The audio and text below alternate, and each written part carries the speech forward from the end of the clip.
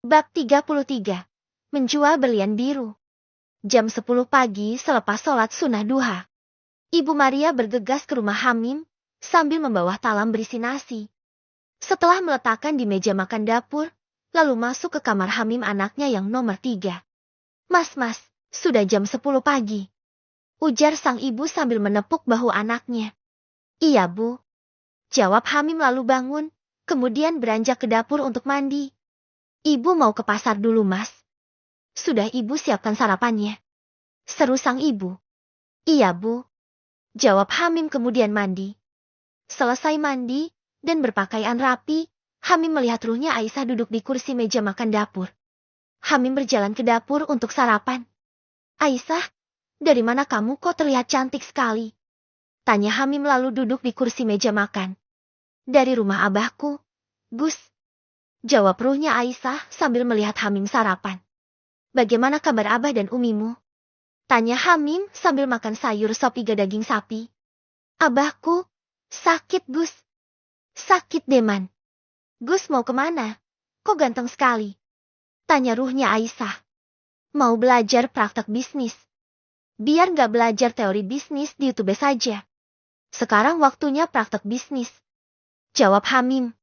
Aku ikut ya Gus, di rumah sini. Aku sendirian. Gak ada temannya. Ujar Aisyah melas. Iya. Tapi, jangan nakal loh. Jangan suka iseng nakut-nakuti orang lain. Sahut Hamim lalu menyudahi makannya. Iya Gus. Jawab Aisyah. Mobil Fortuner berhenti di samping musola. Seorang parubaya berjalan mendekati rumah Hamim. Assalamualaikum. Seru Pak Abbas yang berdiri di depan pintu rumah Hamim. Waalaikumsalam. Jawab Hamim lalu menyeruput kopi. Kemudian beranjak ke teras depan rumah. Gus, mau minta tolong. Rizky anak saya kesurupan dari semalam. Sudah diobati beberapa orang pintar. Tapi tak kunjung sembuh. Sembuh sebentar, kambuh lagi. Ujar Pak Abbas. Bapak keliru. Minta tolong sama orang pintar. Kepala desa juga orang pintar. Pak guru SD juga orang pintar. Apa anak bapak ikut kemari? Tanya Hamim sambil menggoda tamunya. Iya Gus, ada di dalam mobil sama ibunya dan dua pamannya. Jawab Pak Abbas. Coba lihat. Kata Hamim lalu berjalan ke musola. Pak, lepaskan ikatan tangan dan kakinya. Kasihan, kayak maling saja pakai diikat. Perintah Hamim. Nanti ngamuk Gus, kalau dilepas ikatannya. Jawab Pak Abbas.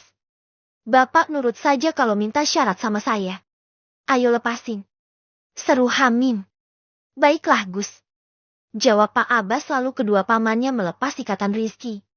Rizky, sini. Duduk di teras musola. Seru Hamim. Iya Gus. Jawab Jin Raffi yang bersemayam di tubuh Rizky. Siapa namamu? Tanya Hamim yang melihat bangsa jin di dalam tubuh Rizky. Raffi Ahmad, Gus. Jawab bangsa jin. Haduh, jin saja namanya Raffi Ahmad. Kayak artis saja kamu. Yang benar. Siapa namamu? Tanya Hamim lagi. Nama asliku, Sanwari. Nama samaran Raffi Ahmad, Gus. Jawab bangsa jin. Sanwari saja ngaku Raffi Ahmad. Sok gaya kamu. Mana rumahmu? Tanya Hamim. Desa Melikar, kecamatan sepanjang Kabupaten Sidorajo. Jawab Jin Raffi Ahmad. Kenapa kamu merasuki jasadnya Rizky ini? Tanya Hamim lagi. Dia semalam minta nomor togel Gus. Dengan cara membakar dupa di desaku. Dan aku senang sama anak ini. Jawab Jin Raffi Ahmad. Sekarang kamu pulang, dan jangan mengganggu bangsa manusia lagi. Kalau tidak mau, kamu akan aku masukkan ke dalam botol saus cabe. Ujar Hamim. Iya Gus. Saya akan pulang dan tidak akan mengganggu manusia lagi. Jawab Jin Raffi Ahmad ketakutan akan dimasukkan ke dalam botol saus cabe. Kemudian keluar dari jasad Rizky, lalu menghilang. Setelah Jin Raffi Ahmad keluar dari jasadnya Rizky, Rizky bingung sambil melihat kedua orang tuanya. Juga kedua pamannya. Siapa namamu? Tanya Hamim pada Rizky. Rizky. Ada apa ini? Dan di mana kita ini, Mah? Tanya Rizky pada mamanya. Diam kamu. Bikin susah orang tua saja. Apa kurang papa mamamu kasih uang jajan, sampai kamu cari nomor togel, hingga kesurupan. Bentak Ibu Abbas kesal. Sudah Bu, Pak. Anak ibu sudah sembuh. Silakan pulang. Saya mau kerja cari uang buat belanja istri muda. Ujar Hamim iseng. Iya Gus. Terima kasih banyak atas bantuannya. Ini ada sedikit uang buat Gus Hamim. Kata Pak Abbas sambil memberi amplop tebal berisi uang. Amplopnya, Bapak bawa pulang saja. Berikan pada orang yang membutuhkan. Kata Hamim. Iya Gus. Tapi, amplop ini khusus untuk Gus Hamim. Saya mohon diterima. Ini bentuk terima kasih kami. Ujar Pak Abbas. Baiklah Pak, kalau Bapak memaksa. Kata Hamim lalu menerima amplop. Assalamualaikum. Pamit Pak Abbas. Waalaikumsalam. Jawab Hamim. Setelah sang tamu pulang, Hamim mengambil tas, lalu menyalakan mesin motor. Aisyah, ayo. Seru Hamim yang sudah duduk di jok motor. Iya Gus. Sahut Aisyah lalu terbang naik boncengan motor. Tak lama kemudian, motor pun melaju.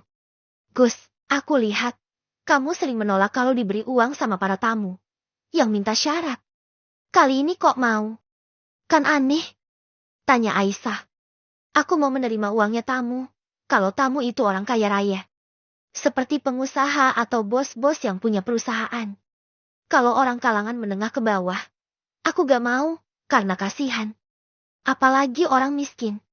Kalau menerima pemberian uang dari orang miskin, aku merasa berdosa. Sebaliknya, kalau orang miskin, apalagi fakir, malah, kalau pulang sering aku kasih uang saku. Tadi aku mau menerima, karena dipaksa. Jawab Hamim. Gitu ya? Ujar Aisyah, lirih. Kalkulasi menjadi dukun atau paranormal. Atau tabib atau ahli hikmah sepertiku ini. Misal, ada tamu 100 orang, uangnya aku tolak. Itulah amal sedekahku.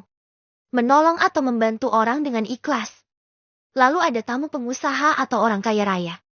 Dia minta syarat sama aku. Lalu aku dikasih uang kadang 100 juta, kadang 200 juta, sampai ada yang ngasih 1 M. Uang pemberian pengusaha itu lebih banyak dari pemberian tamu orang yang miskin 100 orang. Jadi, Allah mengganti uang 100 tamu yang aku tolak amplopnya dengan pemberian 1 orang tamu pengusaha. Jadi tidaklah rugi kalau menolong sesama secara gratis.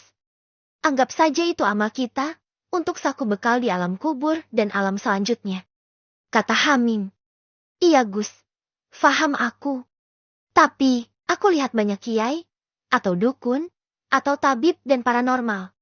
Senang menerima pemberian orang miskin, atau menengah ke bawah. Bahkan ada yang memasang tarif. Kata Aisyah. Ya mereka itu sifatnya kerja, atau bisnis jasa suuk menyuuk, atau jasa tiup meniup. Kedua, orang seperti itu belum mendapatkan hidayah dan suka memperkaya diri dengan menjual ilmu atau menjual agamanya. Kata Hamim. Gitu ya? Ujar Aisyah. Kalau aku sudah punya uang miliaran, buat apa menerima uang pemberian tamu menengah ke bawah? Malah berdosa. Makanya, jadi dukun atau ahli hikmah itu harus kaya dulu. Biar gak berharap pemberian uang dari tamunya. Kata Hamim lalu memarkir motornya di halaman cafe Doro miliknya. Setelah memarkir motor, Aisyah berjalan sambil menggandeng lengan Hamim. Tak lama kemudian, Hamim duduk di kursi dekat taman. Sementara, Aisyah berjalan-jalan melihat-lihat bangunan kafe. Hamim duduk di shift Doro miliknya, sambil menikmati secangkir kopi dan kepulan asap rokok. Tanah dijual. Lebar 100 meter, panjang 200 meter. Lokasi dekat pasar gedong. Gumam Hamim sambil membaca grup Facebook jual beli tanah. Ika, sini kamu. Panggil Hamim. Iya tuan. Jawab Ika lalu mendekat. Duduklah. Kata Hamim. Baiklah tuan. Jawab Ika lalu duduk. Umur berapa kamu? Tanya Hamim. Umur 19 tahun. Tuan. Jawab Ika. Berarti, kamu baru lulus SMA ya? Ujar Hamim. Iya tuan. Lulus dapat 1 tahun. Jawab Ika. Kenapa tidak kuliah? kok malah kerja di cafe Dora? Tanya Hamim lagi. Faktor ekonomi tuan. Tidak ada biaya untuk kuliah. Ayah saya hanya seorang buruh di pabrik. Ibu saya hanya sebagai ibu rumah tangga. Jawab Ika. Rumahmu mana? Tanya Hamim lagi. Juanda tuan. Setengah jam dari sini. Jawab Ika. Mulai sekarang, kamu berhenti kerja di cafe. Kamu kerja jadi asistenku. Kamu bantu aku dalam menjalankan usaha. Ujar Hamim. Baiklah tuan. Jawab Ika. Aku transfer uang untuk beli motor baru. Kamu juga beli HP dan laptop khusus untuk inventaris kerja. Kamu beli pakaian yang bagus-bagus. Kamu juga harus kursus mengemudi mobil. Ini nomor HP-ku. Kamu kirim nomor rekeningmu sekarang. Ujar Hamim lalu menyodorkan HP. Baiklah tuan. Jawab Ika kemudian memasukkan nomor telepon Hamim. Sudah tuan. Pergilah belanja. Sekarang aku transferan uang 1 M. Uang itu juga untuk operasional kerja. Ujar Hamim. Baiklah tuan. Jawab Ika, sangat terkejut juga senang, kemudian beranjak pergi. Selamat siang Mas Hamim. Sapa Pak Hong Shi dan temannya. Siang juga Pak Hong. Jawab Hamim lalu saling berjabat tangan. Mbak, sini sebentar. Seru Hamim pada pegawai cafe. Iya tuan. Jawab Lastri lalu mendekat. Pak Hong dan rekannya. Mau minum apa? Tanya Hamim. Kopi cappuccino saja. 2. Jawab Pak Hong. Bikinin. Cappuccino 2 ya mbak. Sama camilan. Ujar Hamim ke pramusaji. Baiklah tuan. Jawab Lastri kemudian beranjak. Ini pak. Berliannya. Ujar Hamim sambil meletakkan kantong biru di atas meja. Baiklah Mas Hamim. Akan saya cek dulu. Ini relasi bisnis saya. Namanya Pak Hyu. Pak Hyu ini pemilik perusahaan emas dan permata juga, sama kayak saya. Nanti, Pak Hyu ambil 100 butir, saya 100 butir. Ujar Pak Hong. Iya Pak. Jawab Hamim sambil melihat Pak Hong dan Pak Hyu memeriksa 100 berlian biru. Mas Hamim, kok bisa dapat berlian sebanyak ini? Dari mana? Sulit loh mas, mendapatkan berlian warna biru ini. Tanya Pak Hyu heran. Dapat ambil di alam goib Pak. Jawab Hamim asal nyeplos. Bagaimana mas? Caranya? Sedangkan, berlian ini, adanya di dalam tanah. 30 km dari permukaan tanah. Para penambang itu, harus mengali tanah puluhan kilometer. Baru bisa menemukan emas dan berlian. Itu pun, paling 1-2. Kadang tidak menemukan apa-apa. Ujar Pak Hyu sambil memeriksa berlian biru. Ada ilmunya Pak. Harus puasa dulu. Tidak makan tidak tidur sampai 7 hari 7 malam. Taruhannya nyawa Pak. Saya punya ilmu bisa masuk ke dalam tanah. Jawab Hamim asal menjawab. Waduh, sulit juga ya. Kalau saya, gak makan gak tidur 7 hari, bisa mati mas. Ujar Pak Hyu. Permisi tuan, ini pesannya. Ujar Lastri sambil meletakkan cangkir dan piring di atas meja. Terima kasih mbak. Silahkan diminum Pak Hong, Pak Hyu. Ujar Hamim. Siap Mas Hamim. Jawab Pak Hong. Mas Hamim, nanti kalau dapat berlian warna merah, saya siap membelinya. Berapapun jumlahnya, akan saya beli sama Pak Hong. Ujar Pak Hyu kemudian menyulut rokok. Mahal ya Pak, berlian yang warna merah. Tanya Hamim. Iya Mas Hamim. 1 butir, kalau 1 karat. Saya beli 14 M.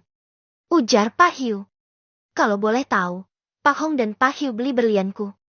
Nanti dijual kemana? Ujar Hamim. Saya jual ke pasar Eropa dan Amerika mas. Karena, di Eropa dan Amerika, berlian buat aksesoris orang-orang kaya. Harganya pun lebih tinggi. Makanya, harga tas Hermes itu sampai miliaran. Karena, sebagian tas Hermes itu ada aksesori berliannya. Jawab Pak Hyu. Jadi, Pak Hong Shi ini untung banyak ya?